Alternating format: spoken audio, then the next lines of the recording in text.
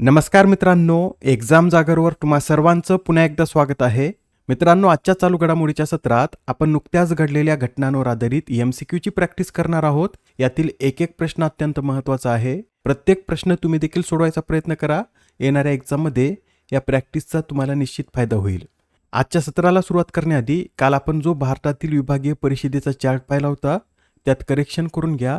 काल आपण जो चार्ट दिला होता त्यात तेलंगणा राज्याचा समावेश नव्हता, याचा यात समावेश करून घ्या आणि आता हा नवीन चार्ट सेव्ह करून घ्या. ठीक आहे, चला तर आता आपण आजच्या सत्राला सुरुवात करूया. पहिला प्रश्न पहा काय म्हणतो.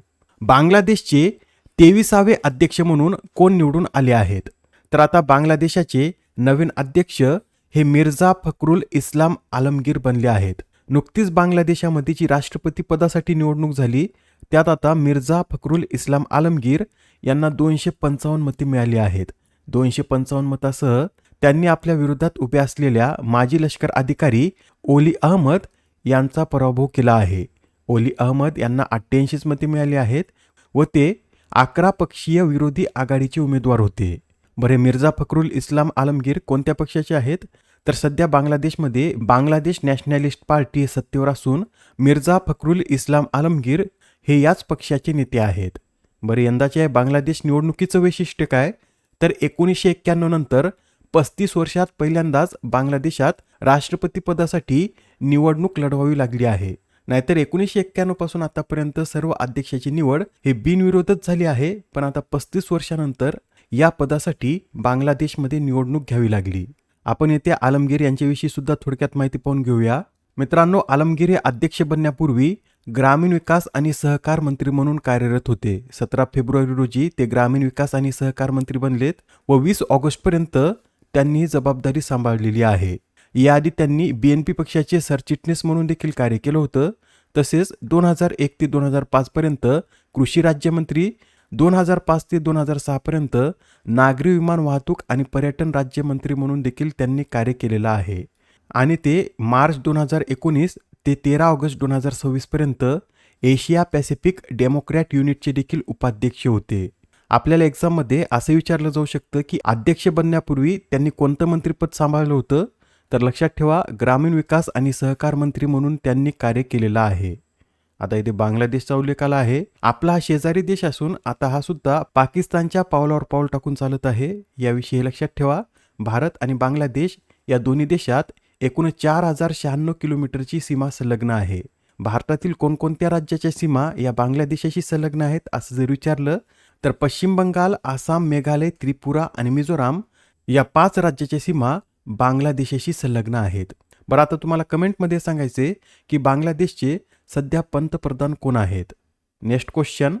मित्रांनो, अलीकडेच राष्ट्रपतींनी केरळ नामांतरण विधेयक 2026ला मंजुरी दिली, तर त्या संबंधित विधाने इथे आपल्याला अभ्यासायची आहेत.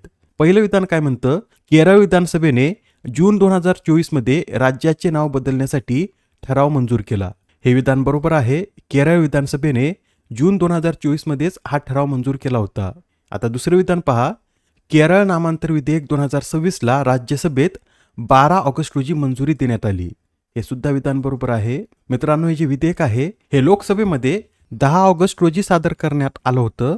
लोकसभेने त्याला 11 ऑगस्ट रोजी मंजुरी दिली, तर राज्यसभेने या विधेयकाला 12 ऑगस्ट रोजी मंजुरी दिलेली आहे. व अलीकडेच राष्ट्रपतींनी या विधेयकावर साईन केल्यामुळे केरळ आता केरळम या नावाने ओळखले जाईल. शेवटचं विधान पहा. हे विधेयक संसदेच्या दोन्ही सभागृहामध्ये विशेष बहुमताने मंजूर करण्यात आले. मित्रांनो, हे शेवटचंच विधान चुकीचं आहे. कारण एखाद्या राज्याचं जर नाव बदलायचं असेल तर त्यासाठी साध्या बहुमताची गरज असते, विशेष बहुमताची गरज नसते, तर साध्या बहुमताची गरज असते. त्यामुळे हे विधान चुकीचं ठरतं. आणि या प्रश्नाचं योग्य उत्तर काय असेल? तर पर्याय क्रमांक 1 हे या प्रश्नाचं योग्य उत्तर आहे. हे विधेयक राज्यसभेमध्ये कोणी मांडलं होतं? नोट करून घ्या. गृहराज्यमंत्री नित्यानंद राय यांनी हे विधेयक राज्यसभेत मांडलं होतं. मित्रांनो, आता हे विधेयक तर मंजूर झालं आहे. यामुळे केरळ हे केरळम या नावानं ओळखलं जाईल. आणि आता या विधेयकामुळे राज्यघटनेतील कोणकोणत्या कलमात बदल करावे लागतील? तर या विधेयकामुळे आता राज्यघटनेमधील कलम 31A आणि कलम 290A मध्ये बदल करावे लागणार आहेत. याबरोबरच राज्यघटनेच्या पहिल्या आणि चौथ्या अनुसूचीमध्ये सुद्धा बदल होतील. कारण आता या 4 ठिकाणी जे केरळ नाव आहे ते बदलून केरळम असं करावं लागेल. मित्रांनो, आपल्याला आता राज्याचे नाव बदलण्याची घटनात्मक प्रक्रिया सुद्धा माहीत पाहिजे. आपल्या घटनेमध्ये राज्याचे नाव बदलण्याची प्रक्रिया ही कलम 3 मध्ये सांगितलेली आहे आणि या कलमातील माहितीनुसार एखाद्या राज्याचं नाव, क्षेत्रफळ किंवा सीमा हे संसद बदलू शकतं आणि असं विधेयक संसदेत मांडण्यासाठी राष्ट्रपतींची पूर्व शिफारस आवश्यक असते. राष्ट्रपती संबंधित राज्याच्या विधानमंडळाकडे मत व्यक्त करण्यासाठी हे विधेयक पाठवू शकते, पण या राज्य विधिमंडळाचे मत संसदेवर बंधनकारक नसते आणि कलम 4 नुसार कलम 3 अंतर्गत केलेला कायदा हा कलम 368 अंतर्गत घटना दुरुस्ती मानला जात नाही. त्यामुळेच अशा विधेयकासाठी संसदेत साधे बहुमत पुरेसे असते. ठीक आहे, एवढे जी के पॉईंट सुद्धा तुमचे एकदा रिवाईज झाले असतील. आता हा प्रश्न पहा. 47वा सरला पुरस्कार कोणाला जाहीर झाला? कोणता पुरस्कार आहे? तर सरला पुरस्कार. आणि यंदाचा हा 47वा सरला पुरस्कार आशुतोष परिदा यांना जाहीर झाला आहे. आशुतोष परिदा यांना त्यांच्या कोणत्या काव्यसंग्रहासाठी हा पुरस्कार जाहीर झाला असं जर विचारलं तर त्यांना विश्वास दे पृथ्वी या त्यांच्या काव्यसंग्रहासाठी हा पुरस्कार जाहीर झाला आहे. त्यांचं हे काव्यसंग्रह 2024 मध्ये प्रकाशित झालं होतं व आता 2026 मध्ये याच काव्यसंग्रहासाठी त्यांना सरला पुरस्कार जाहीर झाला. या पुरस्कारामध्ये एक प्रशस्तीपत्र, तांब्याचं फलक आणि 7 लाख रुपये देण्यात येतात. हा सन्मान सोहळा 25 ऑक्टोबर रोजी भुवनेश्वर येथे पार पडेल आणि हा पुरस्कार ओडिया साहित्यातील प्रतिष्ठित पुरस्कार आहे. आपल्याला हे सुद्धा माहीत पाहिजे, हा पुरस्कार कोणत्या राज्याशी संबंधित आहे? तर ओडिशा या राज्याशी संबंधित आहे. हा वार्षिक पुरस्कार Indian metals public charitable trust या संस्थेकडून दिला जातो.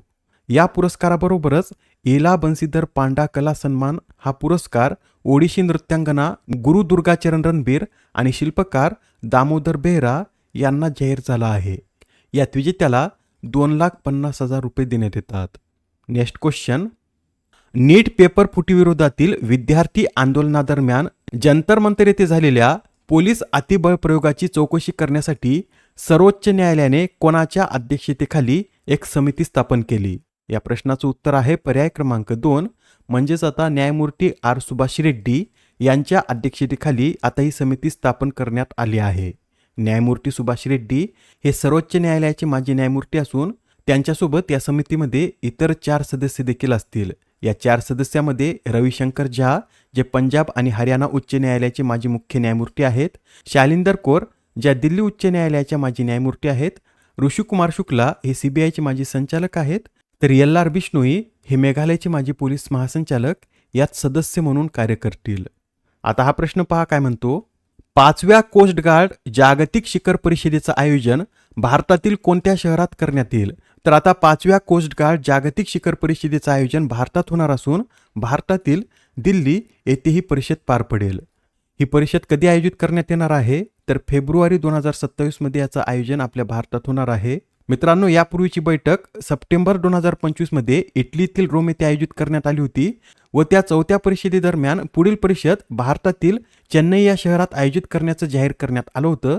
मात्र आता संरक्षण मंत्रालयाच्या ताज्या माहितीनुसार आता ही शिखर परिषद देशाची राजधानी नवी दिल्ली येथे आयोजित केली जाईल. अजून एक परिषद पहा. नुकत्याच पार पडलेल्या 12व्या ब्रिक्स पर्यावरण मंत्र्यांच्या बैठकीचं अध्यक्षस्थान कोणी भूषवलं? तर या बैठकीचं अध्यक्षस्थान हे भूपेंद्र यादव यांनी भूषवलं आहे. ही जी परिषद आहे याचं आयोजन 18 ऑगस्ट रोजी नवी दिल्लीत करण्यात आलं होतं व भारताचे पर्यावरण, वन आणि हवामान बदल मंत्री भूपेंद्र यादव यांनी या बैठकीचं अध्यक्षस्थान भूषवलं. या बैठकीची थीम काय होती? तर लवचिकता, नवोपक्रम, सहकार्य आणि टिकाऊपणा या ब्रीदवाक्याखाली ही बैठक आयोजित करण्यात आली. मित्रांनो, यंदाच्या ब्रिक्स परिषदेचं आयोजन आपल्या भारतात करण्यात येणार आहे व या पार्श्वभूमीवर भारतात ब्रिक्सच्या विविध परिषदा आयोजित करण्यात येत आहेत. याआधी आपण पाहिलंच होतं की 7व्या ब्रिक्स ICT कार्यगटाची बैठक ही पुण्यात पार पडली. 12व्या ब्रिक्स दळणवळण मंत्र्यांच्या बैठकीचं आयोजन सुद्धा पुण्यातच करण्यात आलं होतं व याचे अध्यक्ष कोण होते? तर ज्योतिरादित्य शिंदे हे याचे अध्यक्ष होते. याआधी ब्रिक्स परराष्ट्र मंत्र्यांची बैठक दिल्लीत आयोजित करण्यात आली. 11वी ब्रिक्स ऊर्जा मंत्री बैठक गुरुग्राम, 10वी ब्रिक्स उद्योग मंत्री बैठक जयपूरमध्ये पार पडली, 16वी ब्रिक्स कृषी मंत्री बैठक इंदोर, तर 16वी ब्रिक्स आरोग्य मंत्री बैठक ही नवी दिल्लीत आयोजित करण्यात आली होती. मित्रांनो, पुढील प्रश्न पाहण्याआधी डेली करंट अफेअर्सच्या प्रॅक्टिससाठी तुमच्यासाठी आपण एक्झाम जागर ही वेबसाईट आणली आहे. यावर तुम्ही डेलीच्या करंट अफेअर्सची प्रॅक्टिस करू शकता. जर तुम्हाला टॉपिक वाईज प्रॅक्टिस करायची असेल ती सुद्धा तुम्ही यावर करू शकता व तुम्हाला येथे तुमची प्रोग्रेस सुद्धा पाहता येईल. अजून जर तुम्ही एक्झाम जागर या वेबसाईटला भेट दिली नसेल तर नक्की भेट द्या. याची लिंक खाली डिस्क्रिप्शनमध्ये आहे किंवा तुम्ही तुमच्या सर्च इंजिनवर जाऊन एक्झाम जागर एवढं जरी सर्च केलं तर तुम्हाला तिथे आपली वेबसाईट उपलब्ध होईल. ठीक आहे. आता हा प्रश्न पहा. सी सोमसुंदरराव यांचे ऑगस्ट 2026 मध्ये निधन झाले तर ते कोणत्या विषयाचे अभ्यासक होते? या प्रश्नाचं योग्य उत्तर आहे पर्याय क्रमांक 2 म्हणजेच सी सोमसुंदरराव हे इतिहास आणि शिलालेखशास्त्र या विषयाचे अभ्यासक होते. त्यांना यंदाचा व्ही व्यंकय्या पुरालेख विद्या पुरस्कार सुद्धा जाहीर झाला होता. या पुरस्काराचं वितरण 29 ऑगस्ट रोजी होणार होतं, पण त्याआधीच 18 ऑगस्ट रोजी त्यांचं निधन झालेलं आहे. Next question. ऑगस्ट 2026 मध्ये भारत आणि कोणत्या देशादरम्यान तेल व वायू क्षेत्रातील सहकार्यासाठी G2G सामंजस्य करार करण्यात आला? तर आता ऑगस्ट 2026 मध्ये भारत व मॉरिशियस या दोन देशादरम्यान तेल व वायू क्षेत्रातील सहकार्यासाठी G2G सामंजस्य करार करण्यात आला आहे. या करारावर भारतातर्फे भारताचे केंद्रीय पेट्रोलियम आणि नैसर्गिक वायू मंत्री हरदीप सिंग पुरी यांनी स्वाक्षरी केली, तर मॉरिशियसतर्फे मॉरिशियसचे वाणिज्य व ग्राहक संरक्षण मंत्री जॉन मायकल स्टून यांनी स्वाक्षरी केली आहे. या करारासोबत भारताच्या इंडियन ऑइल कॉर्पोरेशन आणि मॉरिशियसच्या स्टेट ट्रेडिंग कॉर्पोरेशन यांच्यात देखील 5 वर्षाचा व्यावसायिक पुरवठा करार झाला आहे. आणि मित्रांनो, तुमच्या माहितीमध्ये हे सुद्धा नोट करून घ्या. भारत जगातील 4था सर्वात मोठा तेल शुद्धीकरण करणारा देश आहे. पुढील प्रश्न. भारताच्या स्वदेशी जेट इंजिनवर चालणाऱ्या दिव्यास्त्र MK3 संदर्भात खालीलपैकी कोणतं विधान योग्य आहे? तर हे जे दिव्यास्त्र आहे हे एक जेट चालित लोईटरिंग म्युनिशन आहे. हेच विधान बरोबर आहे. आता हे लोईटरिंग म्युनिशन म्हणजे काय? तर मित्रांनो, अशा ड्रोनला कोणत्याही निश्चित लक्ष्याचा पत्ता न देता आधी हवेत सोडले जाते. हे ड्रोन शत्रूच्या क्षेत्रावर बराच वेळ हवेत फिरून पाळत ठेवून आपलं टार्गेट निश्चित करून त्या टार्गेटवर आदळतं. यासाठीच याला सुसाईड ड्रोन या नावानं सुद्धा ओळखलं जातं. आणि आपल्याला एक्झाममध्ये आता असा प्रश्न विचारला जाऊ शकतो. आणि या क्षेपणास्त्राची अलीकडेच 11 ऑगस्ट रोजी उत्तर प्रदेश या राज्यात चाचणी घेण्यात आली होती. या दिव्यास्त्राची निर्मिती कोणी केली? तर लखनौ स्थित स्टार्टअप कावा UAVने या दिव्यास्त्राची निर्मिती केली आहे. आजच्या सत्रामधील शेवटचा प्रश्न पहा. महाराष्ट्रात पहिला जलसंधारण दिन कधी साजरा करण्यात आला? तर आता महाराष्ट्रामध्ये पहिला जलसंधारण दिन हा 21 ऑगस्ट रोजी साजरा करण्यात आला आहे. मित्रांनो, महाराष्ट्र सरकारने राज्याचे माजी मुख्यमंत्री दिवंगत सुधाकरराव नाईक यांच्या जयंतीनिमित्त 21 ऑगस्ट हा दिवस अधिकृतपणे जलसंधारण दिन म्हणून साजरा करण्याची घोषणा केली होती व त्यानुसार आता 21 ऑगस्ट रोजी हा जलसंधारण दिन साजरा करण्यात आला आहे. या दिनाचं औचित्य साधून राज्यातील सर्व जिल्ह्यांमध्ये पाणी बचतीचा आणि जलजागृतीचा संदेश देण्यासाठी एक महावॅकेथॉन सुद्धा आयोजित करण्यात आलं व या महावॅकेथॉनची थीम काय होती? तर सेव्ह सॉईल, सेव्ह वॉटर व सेक्युअर टुमारो अशी याची थीम होती. आणि याबरोबरच राज्यात 15 ते 21 ऑगस्ट दरम्यान जलसंधारण सप्ताह आयोजित करण्यात आला. तर 15 ऑगस्ट 2026 तर 26 जानेवारी 2027 दरम्यान राज्यात जलसंधारण अभियान राबवण्यात येत आहे. याआधीच्या सत्रात तुमच्यासाठीचा प्रश्न होता, महाराष्ट्र धर्मस्वातंत्र्य अधिनियम 2026 ची अंमलबजावणी कधीपासून होणार आहे? तर आता महाराष्ट्रात महाराष्ट्र धर्मस्वातंत्र्य अधिनियमाची अंमलबजावणी ही 28 ऑगस्ट पासून होईल. अलीकडेच महाराष्ट्र सरकारने याविषयीची माहिती अधिकृत राजपत्रात दिली आहे. आजच्या सत्रामधील तुमच्यासाठीचा प्रश्न पहा. द्वितीय विश्वयुद्धानंतर ब्रिटनच्या रॉयल एअरफोर्समध्ये फायटर पायलट म्हणून पदवी मिळवणारे पहिले सिख कोण ठरले आहेत? आता या प्रश्नाचं उत्तर कमेंटमध्ये देण्याचा प्रयत्न करा. उत्तर चुकलं तरी काय हरकत नाही, कारण ज्यावेळेस तुम्हाला या प्रश्नाचं योग्य उत्तर माहीत होतं त्यावेळेस हा प्रश्न तुमच्या दीर्घकाळापर्यंत लक्षात राहतो. तर आता पुढच्या सत्रात पुन्हा भेटूया. धन्यवाद.